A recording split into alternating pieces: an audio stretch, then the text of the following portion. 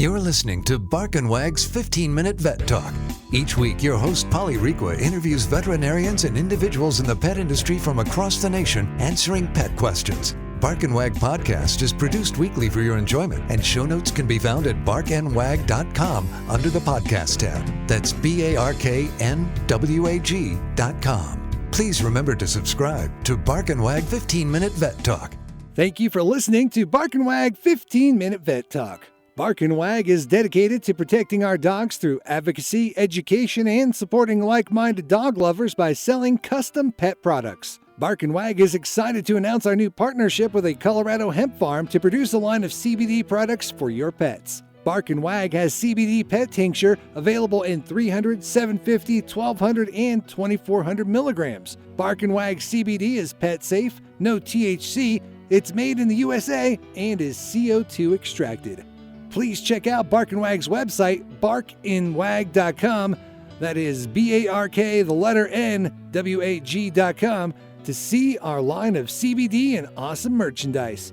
We love pooch ideas for podcasts and merchandise, so anytime send an email to Polly at barkandwag.com with your suggestions. Welcome to Bark and Wag 15-Minute Vet Talk. I'm your host, Polly Requa. Today we're talking to Kersti Moss, co-owner of Dog Training Camp USA out of North Carolina. Welcome, Kersti. Hey, Polly. Thanks for having me back on Bark and Wag.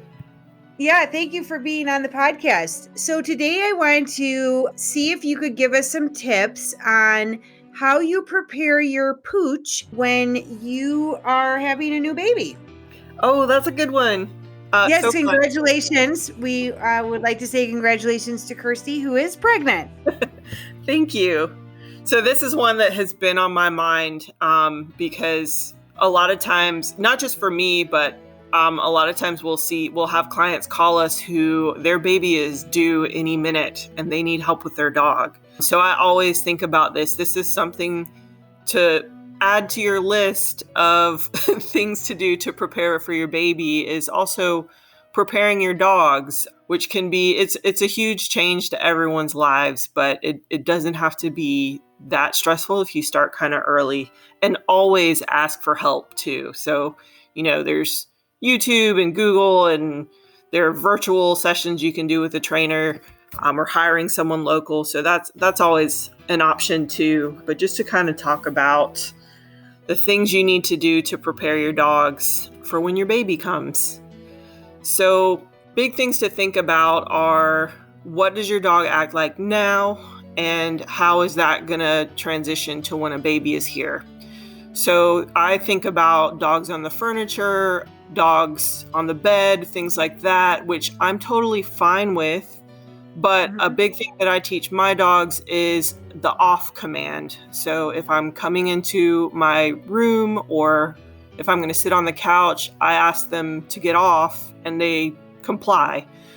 So that's a big thing to work on, is just kind of respecting your space in the house.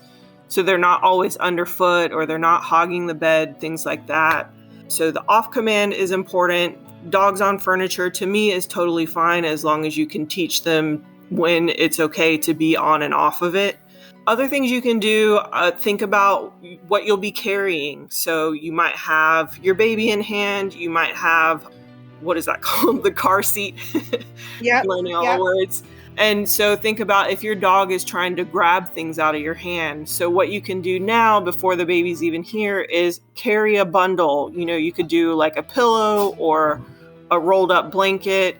If you've got your car seat, carry that around, and work on your dog just kind of backing away and respecting your space, so that they're not crowding around and you're not, trying to hold the baby back, and it becomes kind of a tug of war.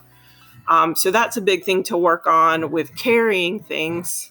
And then also putting that pillow down. So pretending your baby is a little bundle, but putting it down on the bed or the couch or wherever your pack and play is going to be, wherever your baby will rest. Work on that exercise alone, where you set it down, but the dog's job is to either just kind of respect that space or go lay down on their bed. So things like that are huge ones to think about, just them not crowding into your space, because once the baby is here, you're going to be a little bit more stressed out. You're going to be tired, and your dog is also going to sense that things are different. So if you have a chance to work on it before it even happens, it's already kind of a habit for your dog. So another great tool to have on hand in your house, and you're probably looking at already with your baby, but having baby gates, especially if you have areas in your house that you can separate off, baby gates can be a life changer.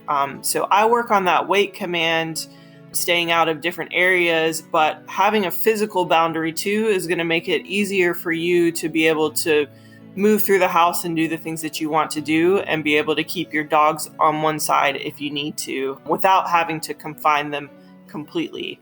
So that's a nice way to, if during the day, maybe you want your dogs to stay in the kitchen or in the living room or one specific area, you can baby gate them off or move them to different areas if you're nervous or you're not sure about how things are going to go with the baby. Just start with that little separation barrier, and that's going to help you help them start to see baby as a normal part of life without being right under your feet. So that's another one, baby gates. Okay, great. And then another big thing I think about is leash walking. So if you're planning to take your dog for walks with a stroller, you could start a little bit of that now, but the biggest piece is whether or not your dog is a hard puller. So if they're pulling hard on leash, start working on that now, and that's going to help you transition to having a stroller and dog in hand, and you're not being dragged away by your dog. So that's a big one I think about. Yeah, so I remember when Ellie, who's now 19, it goes very fast, was a baby. I had a golden retriever and a black lab, and I got a baby Bjorn. Mm-hmm. And then I went to like TJ Maxx and got an extra large, jacket, like a winter jacket, a long trench coat kind of. And then I would just put her in the baby Bjorn and walk the dogs. Yeah. And then I got a jogging stroller versus like a traditional stroller, so that there was a little bit more movement with the dogs. Because obviously when they smell something, they go, you know what I mean? You got to be a little They get flexible. distracted. Yeah. But I also think, like, as you get baby gifts, you should put them down on the floor so that the dogs can sniff them. Yeah. And kind of understand, what's going on. So it is like, you'll notice as you get further along, the dogs will become like little Klingons. Yeah. Yeah. One of mine is already kind of attached to me. I've got 4, and one is just my little shadow. And so he's with me and at my side all of the time. Oh, and another one I hadn't thought of is your nursery. So if you're setting up your nursery, what I plan to do is make that an off-limits zone for now. So I work on the wait command. So to me, wait just means don't come any further, and I practice it at a boundary. So an open doorway is a good option.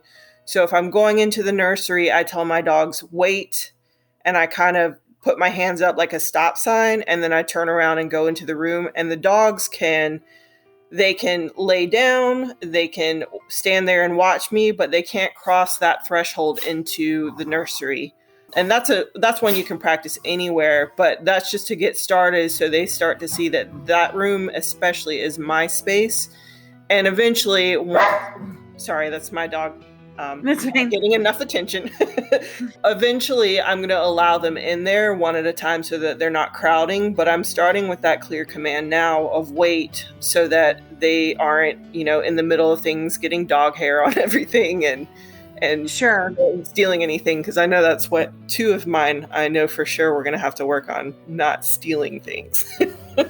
Well, and here's a funny story. I mean, it is kind of an ongoing process. So when Ellie was then in a big girl bed, I would wake up to find the dogs on my bed and her in the dog bed at the base of the bed or at the base of the floor.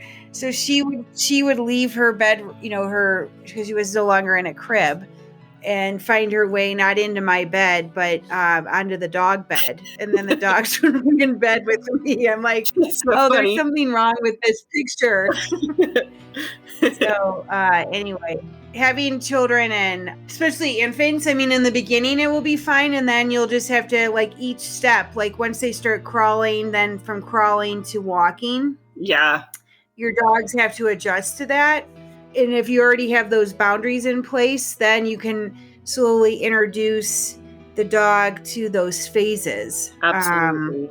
Yeah. Well, exciting news. And thank you for being on the podcast. And we look forward to having you back. Thank you so much. It's always great to be here.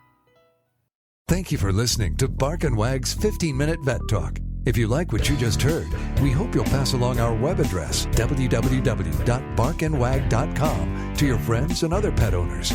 Have a pressing question for a veterinarian? Ask your question at barkandwag.com under the podcast tab. This has been a KFR production. Join us next time for another edition of Bark and Wag's 15-Minute Vet Talk.